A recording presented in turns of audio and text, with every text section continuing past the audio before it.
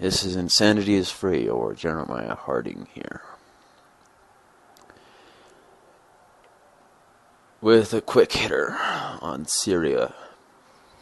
I figure if I'm going to run a political podcast, I might as well do something on the current issues.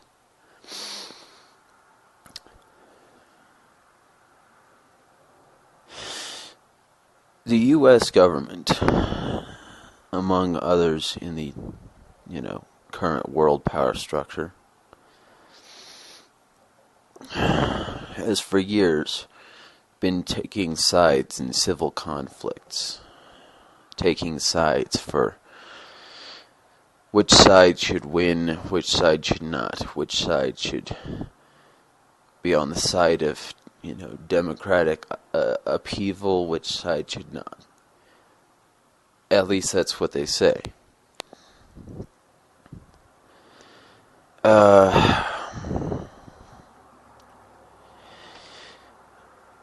But let me trace this Syria thing back to the U.S.'s, if tacit, support of Assad. It was thought that he, who didn't dress up like a sheik, who dressed up in suits, and who seemed relatively religiously moderate, would be a changing face in Islamist politics in the Middle East. So pretty much everybody was optimistic about that, which, if you've been following my written stuff for a while now, you know that I'm against optimism, because it leads to stagnation and not solving problems. But that's another thing. I'll include the link to that if you're interested. But so the U.S. government, either by not acting against or by acting directly for, has supported the Assad. Now they're calling it regime. Before they called it, administration. But they changed the rhetoric once they want to start action against another country.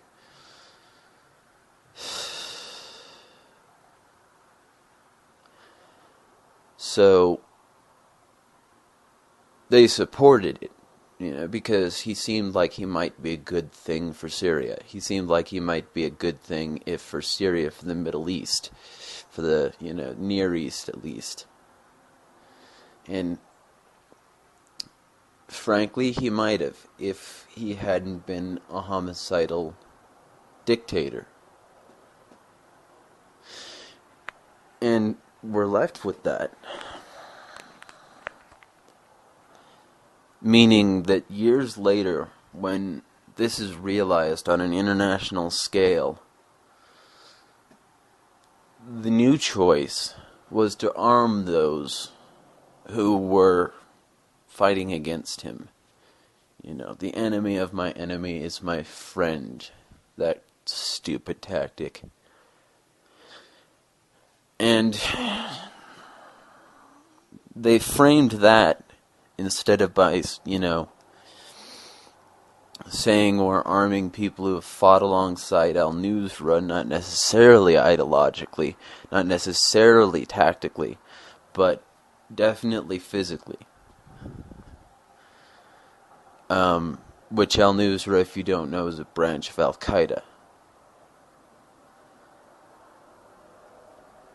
And we've been doing that for years.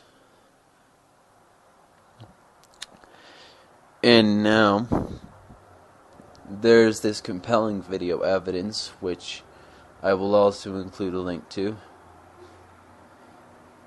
that looks like the attack was planned by the rebels that we've been arming.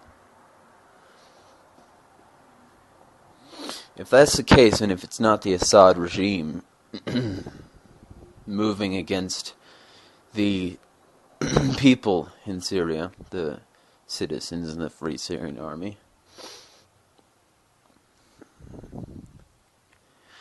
then this instant assumption that the United States has that it's Assad with no clear evidence provided, and this instant thought of the United States government to instantly strike, the Assad regime in Syria, instead of looking into this a little bit further and finding out who did this, instantly the thought is strike Assad. If it wasn't so reflexive, it would seem less suspicious.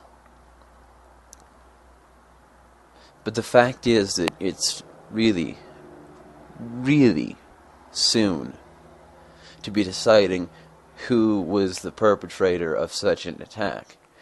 And if they have so much evidence, that this is the case, then why aren't they bringing this to the American people or the Syrian people to get us to rally around the flag, instead of just saying that Assad did this?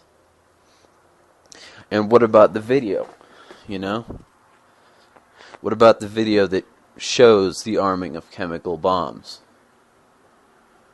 that could have been the basis for the attack, that clearly didn't look like Assad's regime firing them? It looked like Free Syrian Army rebels armed with the same gear that we've been giving them. But see, if you start to question whether or not it was Assad, then you'll also start to question if it wasn't Assad and if it was the Free Syrian Army, or at least people involved with them, firing it at the rebels. Why would they do that? It would cripple them. If this has truly been a movement for change, why would they want to cripple themselves? And then comes the thought that maybe the automatic blaming of Assad was the talking point everybody was instructed to use. Even though some of the people knew that the attack was not in fact Assad, but perpetrated by the same world powers that wanted to go to war with Syria already, and were therefore only using what's called soft power in the form of aid and weapons.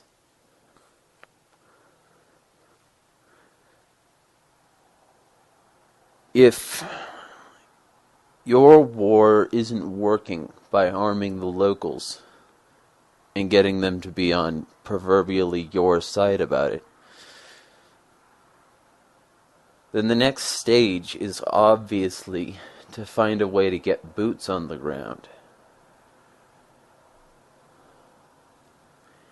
And much like 9/11, images of horrific death on a television screen, images of dead children, images of a nation broken and mourning over the loss of so many lives, is enough to get plenty of people on board with whatever they can convince you solves that problem. It's like rallying around the flag of the world government. And if they really wanted to go to war with Syria, the easiest way to do that would be to get everybody to assume that it was for humanitarian reasons, instead of for the interests of world powers, which I don't specifically know what they would have vested in Syria, but it looks like something. Because this doesn't just look like the work of, a regime. If a regime wanted to chemically gas its people, or its subjects, it would have been a lot more tactical about it.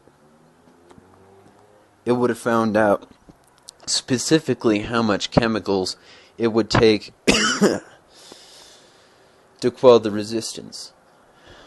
And then it would leave the rest of the people in abject fear. I'm assuming Assad, much like many other people, has read The Art of War. And so, if you use a chemical weapon, you're following the rule, you don't destroy the city. But what's the point of having the city standing if you're going to kill your subjects? It's the reason dictators have subjects. It's so that they have a system to feed off of. If they don't have this system to feed off of, if they cripple it by killing all of these children so that the future is not lucrative anymore, it doesn't make sense that a dictator would do that, at least one that was powerful enough to run, the human rights abuses that he did for as long as he did. I mean, he's still alive. That alone should tell you something about his prowess in the head office of a dictatorship. I mean, Gaddafi had his drawbacks too, but they gored him with a knife.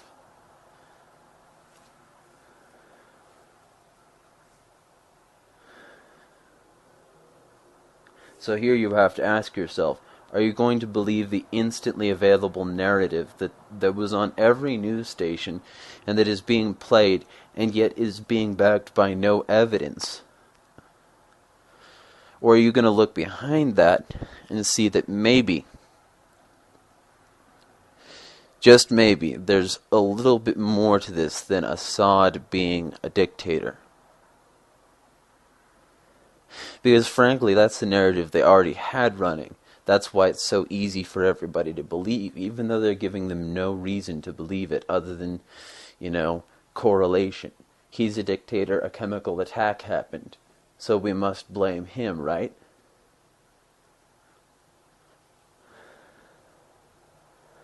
Correlation is not causation, and they have not given us causation.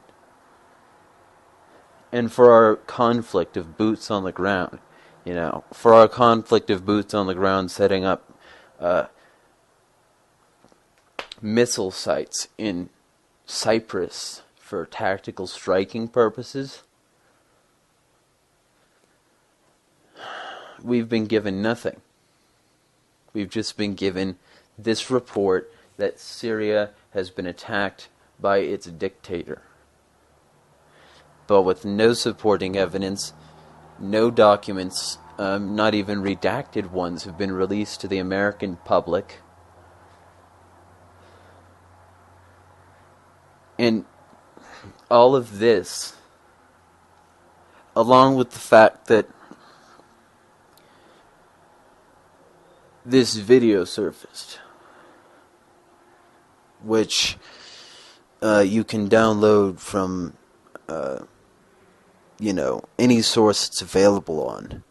You just need to find a way, which I would highly suggest, because if this video truly is this sensitive material, then they're going to have it taken down from each and every one of these sites, giving it, legitimacy, of course, but at the same time silencing it for a time being.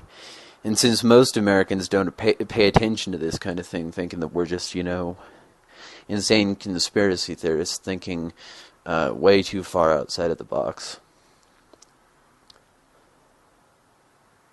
that censorship is enough for a short period. But what I want to ask is, are we okay with just having the story we've been given? At the very least, we should be given more information before our tax dollars and our sons and daughters in arms go overseas to deal with this problem that we might have created in the first place, and that we might have certainly perpetuated by arming these rebels, which we're fighting with al-Nusra, of all things.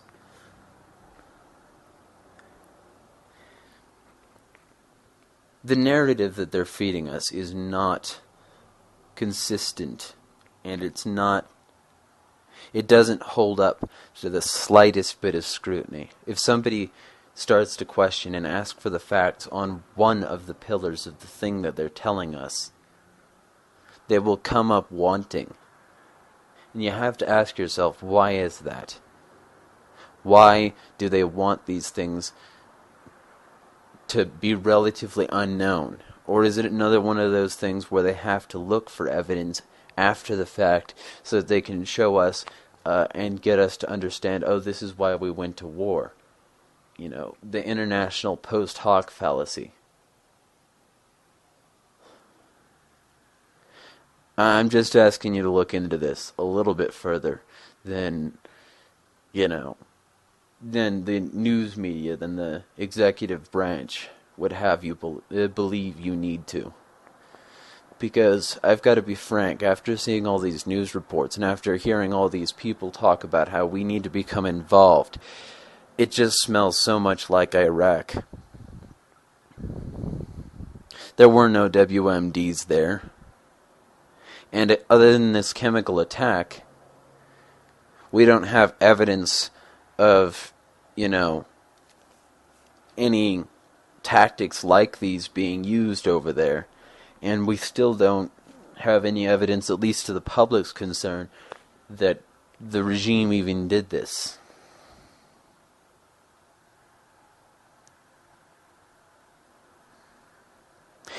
And I don't use this term lightly, but false flag seems like a perfectly fine option here.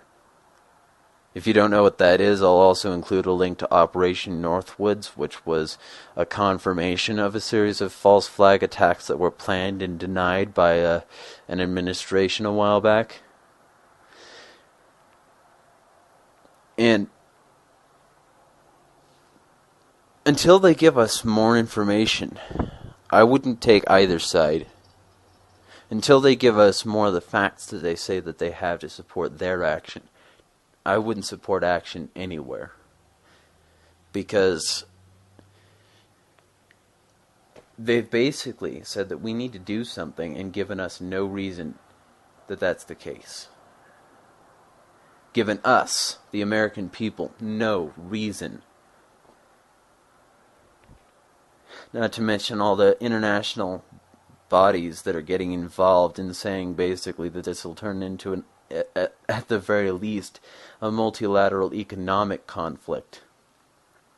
And Iran saying that they'll strike Israel if we get involved in Syria, and us backing down off of going into Syria and just setting up troops in Cyprus, that should be a red flag right there. That should tell you that there is something going on. If the President of the United States is willing to back down off of a plan that he had,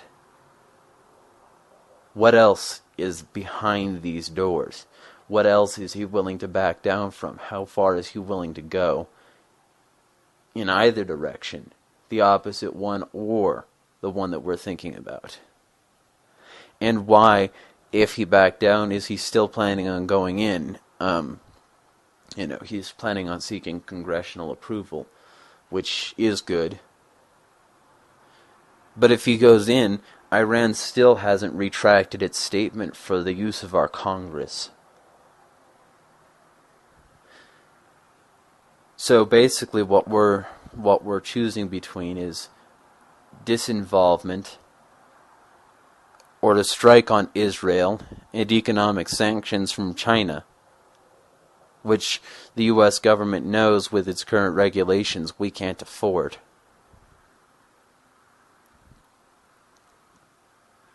So why all the secrecy? Why all the bluffing? Why all of the, double speak when we're talking on the news, Why don't we know more about this? Why did the president back down?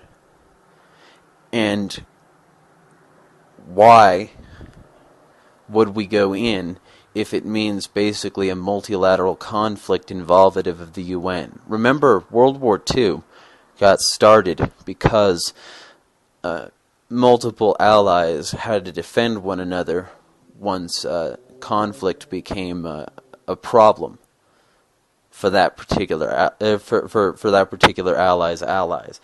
It's part of what's called hegemony.